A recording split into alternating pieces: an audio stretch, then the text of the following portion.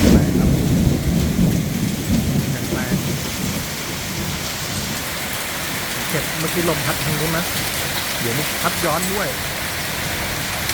พายุหมุนไหมแล้วก็ลูกเห็บ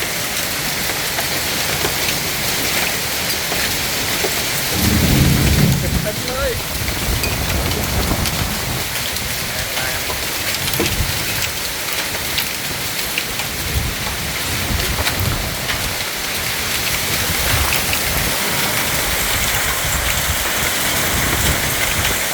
โอ้อย่างแรงเห็นต้นไม้ฮะ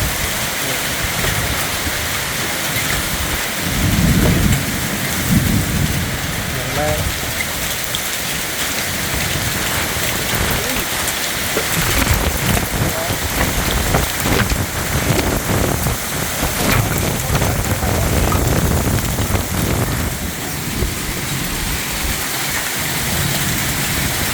เอาอยู่ไหมเนี่ยรถจอดหน้าบ้านด้วย